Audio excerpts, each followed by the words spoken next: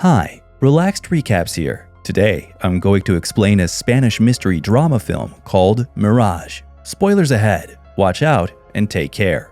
On a rainy night in 1989, Germany's biggest symbol of division, the Berlin Wall, is coming down.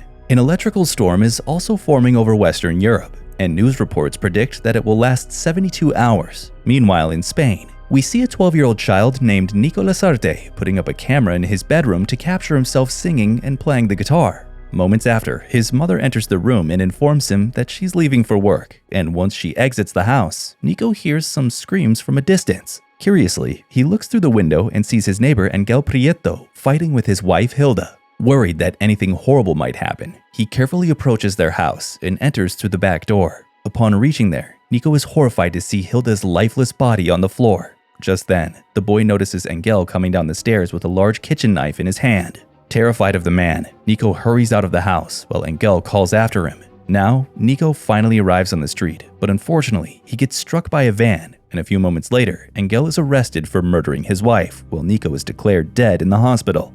The scene then jumps to 2014, where we see a woman named Vera waking up in her new home with her daughter Gloria. Her husband David is on a business trip and is expected to return the next day. It's revealed that Vera is a nurse who works in the local hospital. She had forsaken an opportunity to become a surgeon to care for her daughter and support her husband's work. When David returns home in the evening, Vera surprises him while he's reading through some old books. Another electrical storm is forming outside and is expected to last 72 hours. Vera and David unlock an old cupboard and discover Nico's old cathode ray television, as well as his video camera and old cassettes. The majority of the tapes feature Nico practicing his guitar and spending time with his mother. But suddenly, something unusual happens. The fall of the Berlin Wall is broadcast live on television. This is the same news that Nico and his mother watched in 1989. The couple then shares a dinner with their next-door neighbors Clara and her grown-up son Aitor. As they chat, Vera explains that their television accidentally showed some 1989 news, but no one seems to believe her. Just then, David then tells them about the old television and how they saw a boy playing the guitar in the videos. Hearing this, Aitor reveals that the kid was his childhood best friend, Nico, and tells them the entire story of Nico's death.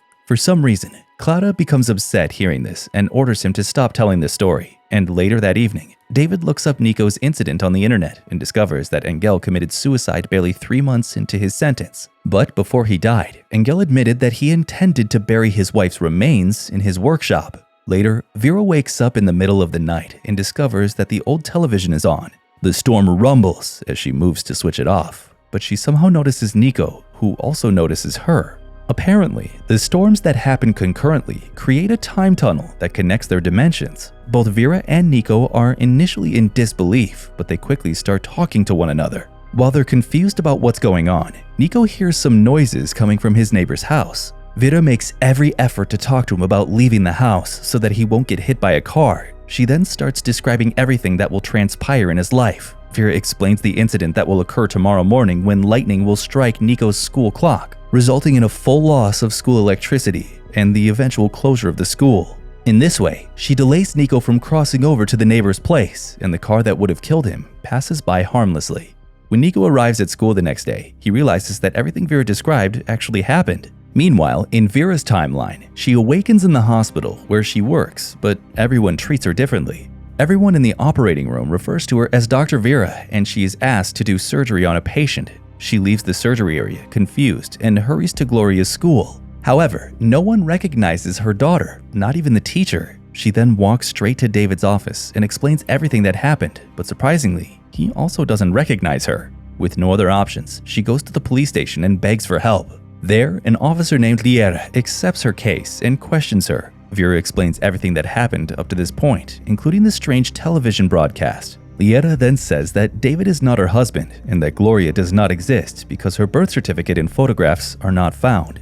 He believes Vera is suffering from delusions and suggests she do a brain scan. Now, Vera goes to the same hospital where she works for an MRI scan. Thankfully, the results are normal, indicating that her brain is working properly. After the checkup, a doctor shows her office full of her awards, stating that she's the top neurologist in the hospital. At this point, Vera understands that saving Nico from death has altered her future. She then rushes to her house and bursts in through the back door, only to discover that her entire house is different. Vera then anxiously searches for the name Nico Lasarte on the internet and soon discovers that a writer has released a book on time travel in which Nico is the protagonist. Vera tries to understand more about it, but just then, a woman approaches her from behind, revealing that she is the owner of the house. A short while later, the woman's husband enters, who is none other than David himself, and Vera is taken aback to see this. As soon as the authorities arrive outside, Vera is forced to flee. The noise also attracts some neighbors, including Angel, the murderer from 1989. But in this timeline,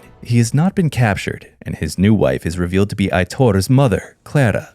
Back in 1989, Nico is trying to get Vera in the future, having avoided death due to her help. He sneaks into Angel's house one day and is shocked to find Hilda's body in the bathtub. He wants to get out of there, but suddenly, Angel returns home. Nico then hides under a bed, where he discovers a watch belonging to Clara. But just then, he sees Angel carrying a chainsaw and mercilessly mutilating his wife's body. And after a while, Angel receives a phone call from someone, and Nico takes this opportunity to leave the house. Meanwhile, a desperate Vera gets inside Aitor's car and tries to speak with him. She reveals that they first met inside a metro many years ago. They soon became good friends, and their friendship quickly grew into a relationship. However, when Aitor introduced her to one of his friends, David, Vera was quickly captivated by him, and she knew he was the one.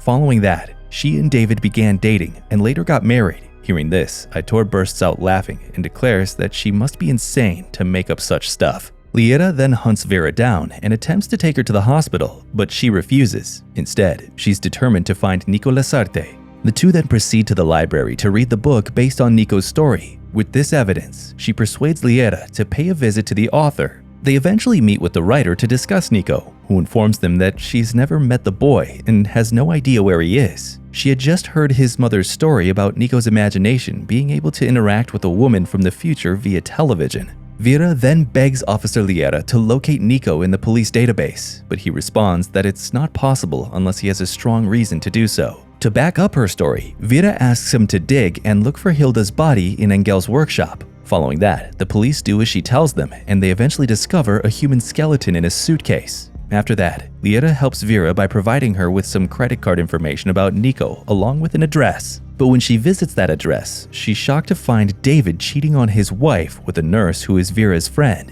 Vera is horrified because this means David cheated on her in the real timeline as well. She blackmails David, who is a bank employee, and obtains information on Nico's whereabouts. David reluctantly agrees, and he eventually tracks down Nico Lasarte. In the meantime, Angel and Clara are arrested for murder after the skeletal remains are discovered in the workshop. They are then taken to the interrogation room, where Liera enters to question them. Following that, the film flashes back to 1989, the night it all happened. Angel is seen having an intimate moment with Clara just when his present wife, Hilda, arrives at the scene. Furious with this revelation, she pulls a knife and begins swinging at the two. She is then on the verge of stabbing Clara, but Angel intervenes and the knife accidentally goes into her own stomach. She's then dropped down the stairs, thereby ending her life. Back in the present, Liera questions Angel about why he murdered his ex-wife but receives no response. He then explains that Nico went to the police station immediately after the incident and reported everything. However, the records revealed that Hilda was in Paris and that her flight details were also confirmed by officials. As a result, Nico was pronounced insane, and his mother had to take him from the city. The boy lived the rest of his life in confusion after that day, but he knew after a few years he'd meet the woman from the future. Then we see a time lapse of him growing up, and after 22 years, an adult Nico is shown to be none other than Liera. Later that evening, the storm starts again, and Vera arrives at Nico's house to see his mother waiting for her. She discovers that Officer Liera is Nico, and he is also her husband. Soon after, Liera shows up and explains the whole situation. When young Nico was talking to Vera on the TV, he noticed a railway station board that Vera claims she stole. He continues to visit the station over the years, expecting to run into Vera again, and eventually, he does meet her. Nico enters the train to sit across from Vera instead of Aitor. When Vera loses her balance, she falls on Nico and not Aitor. The two fall in love and eventually get married. Because they did not have a child, Vera pursues a career as a neurosurgeon. In the present, she tells her that they share a life and that she should forget about her other existence. Vera is moved to tears by all of this, yet she still refuses to live in this timeline. She's willing to go to any length to see her daughter again. Therefore, she jumps off the building, leaving him with no option except to change his past one more time. Nico is now compelled to do something to bring her back. She then breaks into his former home and pulls out the old television and video camera. As the storm intensifies, Nico connects the device and meets his 1989 self on the other end. He then alerts his younger self of an important thing he must carry out. The next morning, the 72-hour electrical storm ends and the dark sky is no longer visible. Vera wakes up to a previous timeline of events in which David is her husband and Gloria is her daughter. However, she soon finds out that David is still cheating on her. But before her memory fades, Vera quickly alerts the authorities about Hilda's body in Engel's workshop. After that, Nico becomes intrigued by the case and visits the location where he runs into Vera. However, she tells Nico that eventually they're going to know each other well and smiles at him. If you like this video, make sure to subscribe and turn on notifications so you can watch more videos like this. Thanks for watching.